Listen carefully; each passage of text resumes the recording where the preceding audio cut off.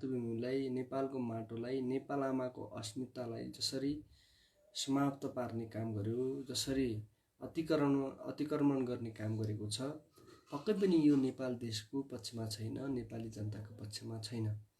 म तपाईलाई के जानकारी गराउन चाहन्छु भने हामी यो देशको नागरिक युवा भएको नाताले जब एउटा देश महासङ्कटमा पर्छ, जब हाम्रो देशको अस्मितालाई बलात्कार गर्न खोज्छन्, जब हाम्रो देशको पहिचानलाई समाप्त पार्न खोज्छन्, त्यस्ता नीति विरुद्ध, त्यस्ता प्रवृत्ति विरुद्ध हामी सम्पूर्ण चाहिँ नेपाली जनताहरू एकजुट भएर राष्ट्रको पहिचानको लागि, राष्ट्रको स्वाधीनताको लागि, नेपाली आमाको अस्मिताको लागि सम्पूर्ण चाहिँ देशप्रेमी, समाजप्रेमी, राष्ट्रसेवक साथीहरूलाई म के अपिल गर्न चाहन्छु भने जसरी भारतीय दलाल सरकारले नेपालको लिपुवाधुरा, कालापानी, लिपुलेक लगायतका क्षेत्रहरूलाई आफ्नो नक्सामा पारेर मुलुकको चाहिँ स्वाधीनतालाई समाप्त पार्ने काम गरेको छ, यसका विरुद्धमा हामी 3 करोड नेपाली जनता एकजुट भएर त्यसको खबरदार गर्नुपर्छ म भन्न चाहन्छु। हिजो अस्ति मात्रै म 3 पटक नेपालको राष्ट्रिय स्वाधीनताको लागि, राष्ट्रिय एकताको लागि, लोकतन्त्रको हितको लागि, गणतन्त्रको हितको लागि र नेपाली भूमिको हितको लागि जसरी म एउटा प्रहरीबाट चाहिँ गिरफ्तार भएको थिएँ, पक्कै पनि त्यो नेपाल आमाको पहिचानको एउटा चाहिँ मिनिङ बुझेर गएको एउटा युवा भएको नाताले पछिल्लो समयमा जुन खालका गतिविधि भारतीय दलाल सरकारले गरेको छ, भारतीय विस्तारवादका नीतिहरू नेपालप्रति अवलम्बन गरेको अवस्था देख्दा मलाई साँच्चीकै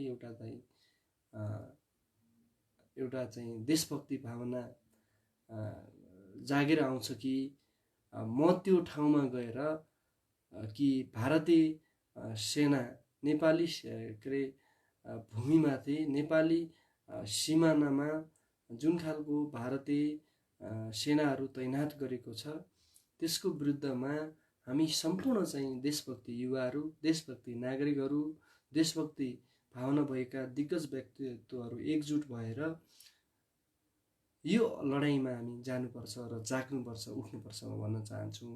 जसरी भारतीय दलाल सरकारले जहिले पनि नेपालको भूमिलाई अतिक्रमण गर्ने, हस्तक्षेप गर्ने, हैन, नेपाली भूमिमाथि बलात्कार गर्ने जुन खालको भारतीय चाहिँ दलालहरूले गरेको छ, भारतीय सरकारले गरेको छ, यो प्रवृत्तिको विरुद्धमा, यो चाहिँ अतिक्रमण विरुद्धमा, यो हस्तक्षेपको विरुद्धमा सम्पूर्ण चाहिँ राष्ट्रसेवक साथीहरूलाई म अपिल गर्न चाहन्छु कि हामी यो विरुद्धमा लड्नुपर्छ र भिड्न तयार हुनुपर्छ भन्न चाहन्छु।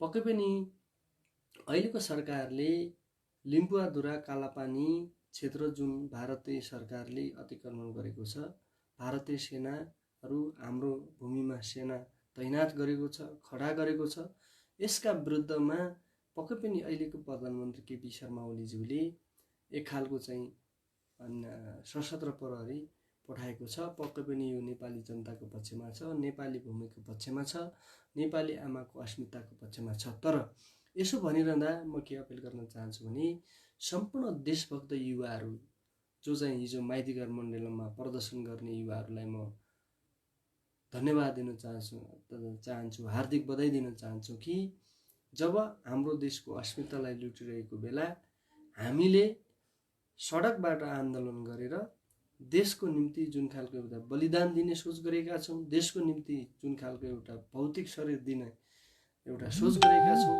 यो सोचलाई आगामी दिनमा तपाईँले बुझ्नुहुनेछ भन्ने कुराको सन्दर्भमा म तपाईँलाई अपिल गर्न चाहन्छु।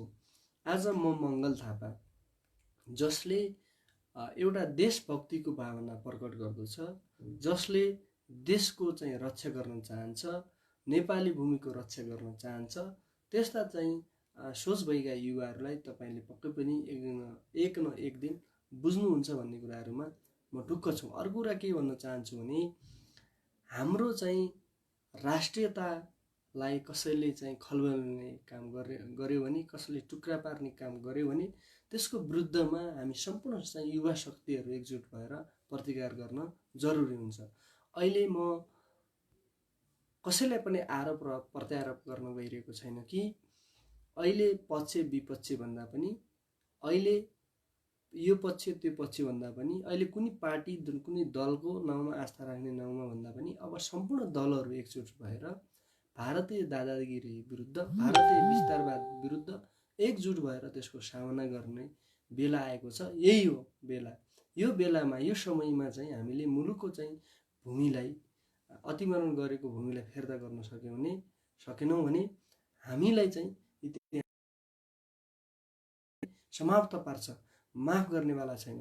नेपालको स्वाधीनतालाई जुन खालको भारतीय दलाल सरकारले अपमान गरेको छ, हेपेको छ, अतिक्रमण गरेको छ, यसका विरुद्धमा सम्पूर्ण चाहिँ देशभक्त चाहिँ छोराहरू एकजुट भएर अगाडि लाग्नुपर्छ भन्न चाहन्छु। अस्ति मात्रै म माइतीघर मण्डेला बरमलाबाट चाहिँ 3 पटक म गिरफ्तार भएको थिएँ। त्यो मेरो कुनै स्वार्थ थिएन। मेरो स्वार्थ थियो नेपाल आमाको पहिचान बस्नुपर्छ, नेपाल आमाको अस्मितालाई उचाइमा राख्नुपर्छ, नेपाल आमाको मातृभूमिलाई बलियो पार्नुपर्छ, सारौं सत्तालाई रक्षा गर्नुपर्छ, स्वाधीनतालाई बलियो पार्नुपर्छ, भौगोलिक अखण्डतालाई बलियो पार्छौँ भन्ने सन्दर्भमा हामी गिरफ्तार भएका थियौँ। त्यो हामी कुनै यो वा त्यो बानामा गिरफ्तार भएका थिएनौँ। हामीले हाम्रो गिरफ्तारीले, हाम्रो भोइसले यदि मुलुकको माटो संरक्षित सुरक्षित हुन्छ भने हैन, हामी जाग्नुपर्छ, उठ्नुपर्छ, लाग्नुपर्छ भन्न चाहन्छु। आज हाम्रो देशको अस्तित्व र पहिचानलाई समाप्त जसरी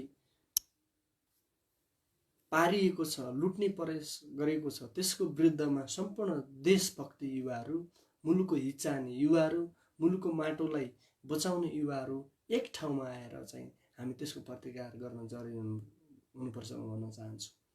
आज यो देशको पहिचानले आज हाम्रो चाहिँ गौरवलाई झल्काइरहेको छ। यो मुलुकको माटोले हाम्रो गौरवलाई, हाम्रो जीवनलाई झल्काइरहेको बेला भारतीय दलाल सरकारले जुन खालको एउटा नेपालको भूमिमाथि अतिक्रमण गरेको छ, हस्तक्षेप गरेको छ, यसका विरुद्धमा सम्पूर्ण चाहिँ देशभक्ति युवाहरू एकजुट भएर अगाडि बढ्न हुन म हार्दिक अपील गर्न चाहन्छु।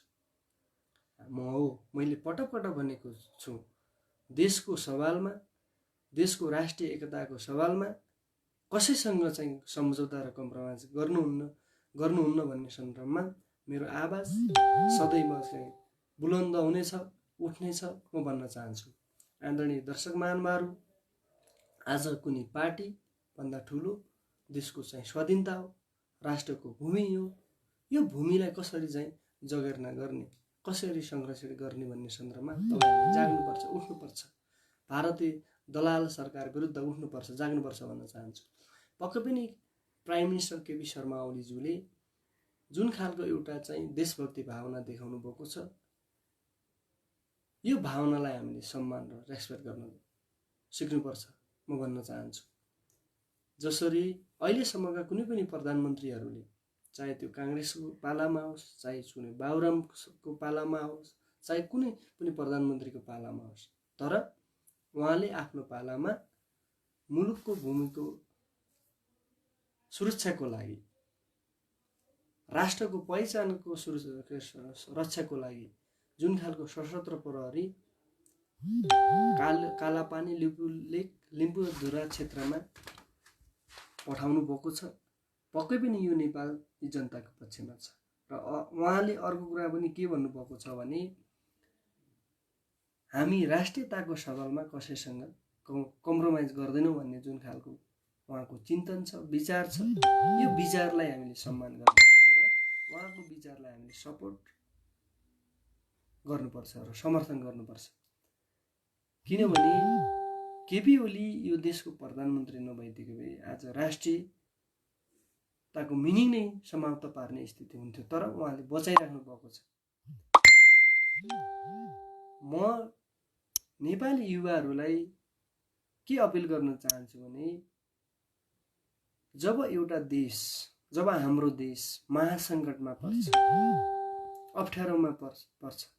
त्यति बेला हामीले बोलेनौँ भने, सङ्घर्ष गरेनौँ भने, त्याग र बलिदान गरेनौँ भने हामी यो देशमा बसेको कुनै औचित्य हुँदैन म भन्न चाहन्छु। आज अन्तर्राष्ट्रिय रूपमा नेपालको लिपुवा, कालापानी, लिम्पियाधुरा, कालापानी, लिपुलेखको क्षेत्रमा नेसनल इन्टरनेसनल न्युजले डिबेट गरिरहेको अवस्था छ। यो अवस्थालाई कसरी प्रायोगिक ढङ्गले, वैज्ञानिक ढङ्गले नेपाल सरकारले मुलुकको चाहिँ भूमिलाई फर्काउने भन्ने सन्दर्भमा चिन्तित हुनुपर्छ र चिन्तित भएको पनि छ।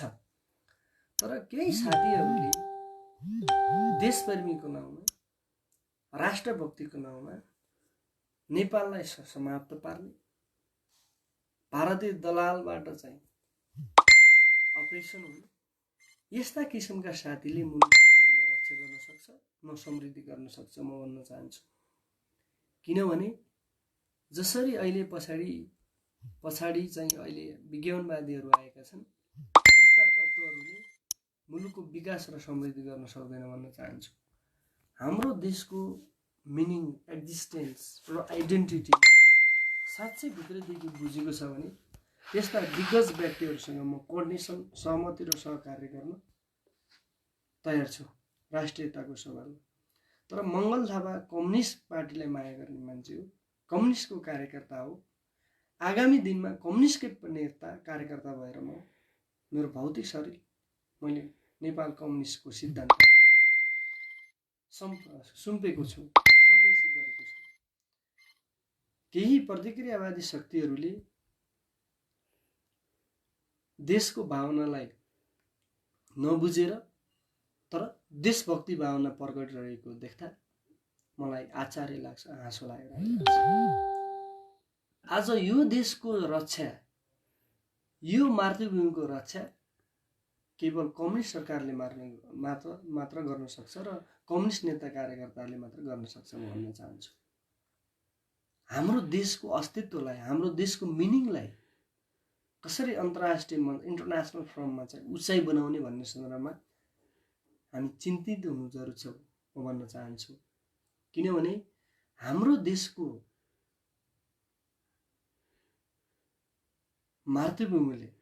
भूमिले मुलुकको नागरिकलाई संरक्षित गरेको छ, सान्दर्भिक बनाएको छ,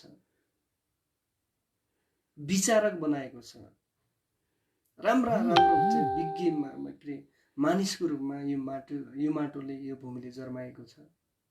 यो परिस्थितिलाई, यो स्थितिलाई, यो कन्डिसनलाई हामीले बुझेनौँ भने मलाई लाग्छ यो देशको चाहिँ मिनिङले पनि हामीलाई धिक्कार्छ। म तपाईलाई अपिल गर्न चाहन्छु, म 3 दिन नेपाल आमाको माटोको लागि गिरफ्तार भएको एउटा युवा हो। यो युवाको जोश र जाँगरलाई तपाईले एक न एक दिन बुझ्नुहुन्छ भन्ने कुराहरुमा म ढुक्क छु। तर केही चाहिँ साथीहरूले मेरो फेक आइडी बनाएर मलाई चाहिँ अघि बढ्न नदिने जुन खालको एउटा चिन्तन बनाएको छ, यो चिन्तनप्रति म घोर निन्दना भर्सना गर्न चाहन्छु। यो मेरो रियल आइडी हो। यो आइडीमा आएर तपाई मेरो फ्रेन्ड्स फलोअर बन्न सक्नुहुन्छ। जो चाहिँ मेरो फलोअरहरू छन्, म उहाँलाई हार्दिक धन्यवाद दिन चाहन्छु। तपाईहरुको मायाले म यो ठाउँमा आएको छु। तपाईहरुले मलाई माया गर्यो भने म देशको परिवर्तनको लागि, लोकतन्त्रलाई बलियो पार्नको लागि, देशलाई विकास गर्नको लागि, विकासशील कन्ट्री बनाउनको लागि मेरो पनि एउटा चाहिँ भूमिका रहन्छ भन्न चाहन्छु। मेरो सोच नेपालको आर्थिक प्रणालीलाई, सिस्टमलाई, इकोनोमिक सिस्टमलाई कसरी प्रायोगिक ढंगले अगाडि बढाउने भन्ने सन्दर्भमा ध्यान आकर्षण भएको छ। नेपाली नागरिकलाई कसरी स्वास्थ्य, शिक्षाको क्षेत्रमा नेपाल सरकारले ग्यारेन्टी दियोस् भन्ने भावना बोकेको मान्छे हो। तर यो भावना बोकिरहँदा केही साथीहरूले मेरो थुप्रै फेक मङ्गल थापा मङ्गल भन्ने किसिमका चाहिँ आइडी बनाएर मलाई कमजोर पार्ने यी साथीहरूलाई म लकडाउनपछि कानुनको दायरामा ल्याउनेछु। मैले नेपाल प्रहरीलाई अपिल गरेको छु। यिनीहरूका विरुद्धमा त्यहाँ करिब करिब आइडेन्टिटी पहिचान खुलिसकेको छ। लकडाउन सिद्धिसकेपछि म यस्ता अपराधीहरूलाई कानुनको दायरामा ल्याउने भन्ने प्रयासमा लाग्नेछु। अब अर्को कुरा के अपिल गर्न चाहन्छु भने आज कोभिड-19बाट संक्रमित हुने संख्या पपुलेसन नेपालमा पनि हत्त बढेकोले अब म नेपाल सरकारले गरेको लकडाउन जारी गरेको लकडाउनको नियम र पालनलाई मानेर भोलिदेखि म घरमै बस्ने अठोटका साथ नेपाली समाजका लागि, नेपाल देशका लागि आफ्नो आवाज सदैव बुलन्द पार्नेछु भन्न चाहन्छु। आदरणीय दर्शक महानुभावहरू, आदरणीय दर्शक बन्धुहरू, म तपाईँलाई के अपिल गर्न चाहन्छु भने मेरो एउटै स्वार्थ छ, देश निर्माण गर्ने, देशलाई कसरी समृद्धि बनाउने, देशलाई कसरी विकास बनाउने, नेपाली नागरिकलाई कसरी रोजगार दिने, भ्रष्टाचार नियन्त्रण कसरी गर्ने, कसरी कन्ट्रोल गर्ने, हैन, हरेक क्षेत्रमा एपोलिटिकल मान्छेहरू कसरी नियुक्त गर्ने, हरेक क्षेत्रमा कसरी दक्ष युवाहरूलाई सेलेक्ट गर्ने भन्ने सन्दर्भमा मेरो चिन्ता छ, गम्भीरता छ। यो गम्भीरतालाई र यो चिन्तालाई, यो फिलोसोफी र यो दर्शनलाई पक्कै पनि आगामी दिन आफूलाई रूपान्तरण गर्नेछु, आफूलाई परिवर्तन गर्नेछु। त त्यो परिवर्तन र रूपान्तरण केवल देशको विकासको लागि हुनेछ, केवल नेपाली नागरिकको लागि हुनेछ भन्न चाहन्छु। आज प्रवासमा बसेका मेरा दिग्गज दाजुभाइ तथा दिदीबहिनीहरू रोइरहेको अवस्था छ, कोभिड-19बाट संक्रमित भइरहेको अवस्था छ, काम गर्न नपाएर भोक मर्नुपर्ने जुन खालको स्थिति र परिस्थिति सिर्जना भएको छ। पक्कै पनि यो परिस्थिति र स्थितिलाई नेपाल सरकारले बुझ्नुपर्छ र विदेशीका नागरिकलाई नेपालमा फर्काउनुपर्छ म भन्न चाहन्छु। म नेपाल सरकारलाई सुझाव दिन चाहन्छु। अहिलेको सरकार लोकतान्त्रिक सरकार हो, देशभक्ति सरकार हो, गणतान्त्रिक सरकार हो, श्रमजीवी र सर्वहारा वर्गको सरकार हो, नेपाली हो। यो सरकारलाई हामीले 5 वर्षसम्म चाहिँ के गर्न दिनुपर्छ। यो सरकारले नै मुलुकको चाहिँ दिगो शान्ति र विकास गर्छ, समृद्ध नेपाल, सुखी नेपालका चाहिँ नाराहरूलाई पुरा गर्छ, नेपाली जनताका दुःख पीडा समस्याहरूलाई पुरा गर्छ म भन्न चाहन्छु। यो देशको प्रगति र उन्नति केवल कम्युनिस्टका नेता र कार्यकर्ताले गर्न सक्छ। जसरी चाइनामा जनवादी सरकारले त्यहाँको सामाजिक आर्थिक रूपान्तरणका लागि ठुलो चाहिँ भूमिका खेलेको छ र चाहिँ विश्वकै चाहिँ शक्तिशाली कन्ट्रीको रूपमा, देशको रूपमा रहेको छ, त्यस्तै गरेर पनि कम्युनिस्ट सरकारले, सम्माननीय प्रधानमन्त्रीज्यूको सरकारले मुलुकको चाहिँ समस्यालाई समाधान गरेर अन्तर्राष्ट्रिय चाहिँ कन्ट्रीहरूको दाँजोमा हाम्रो देशलाई त्यो उचाइमा पुर्याउनुहुन्छ भन्ने मलाई विश्वास छ। यो विश्वासलाई, यो भरोसालाई कसैले पनि चाहिँ विचलित पार्नुहुन्न म भन्छु। पछिल्लो समयमा सामाजिक सञ्जालमा आएका विकृतिका नायकीहरूले यो देशको विकास गर्न सक्दैनन्, समृद्धि गर्न सक्दैनन्, स्थायित्व पोलिटिक्स सिर्जना गर्न सक्दैनन्, मुलुकको नागरिकका भावना समेट्न सक्दैनन्, सामूहिक भावनालाई सम्बोधन गर्न सक्दैनन्। तर नारामा तिनीहरू भन्न सक्छ, यो देशको विकास र समृद्धि केवल कम्युनिस्टको सरकारले गर्छ, म नेपाली नारीहरूलाई विनम्र अपिल गर्न चाहन्छु कि पछिल्लो समयमा राजनीति विश्लेषणको नाउँमा आएका मानसिकता गुमाएका साथीहरूको पछाडि नलागिदिनु हुन म भन्न चाहन्छु। त्यस्ता मानसिकता गुमाएका साथीहरूले, विश्लेषकहरूले यो देशको मुलुकको समृद्धि र विकास गर्न सक्दैनन्, तर त्यसले कराउन सक्छन्। त्यो कराउने तरिकाले सिस्टमले मुलुकको समृद्धि र विकास हुँदैन भन्दै जय देश जय मातृभूमि, लिम्पुवाधुरा हाम्रै हो, कालापानी हाम्रै हो, लिपुलेख हाम्रै हो, मोदी सरकार मुर्दाबाद, केपी ओली सरकार जिन्दाबाद, सिमानामा तैनाथ गरिएका भारतीय दलाल आर्मी र सेनाहरू फिर्ता गर, नेपाली सेना, नेपाल प्रहरी र सशस्त्र प्रहरी त्यहाँ तैनाथ गर, खडा गर भन्दै मेरा विचारहरू यही समाप्त पार्न चाहन्छु। धन्यवाद, हार्दिक नमस्कार।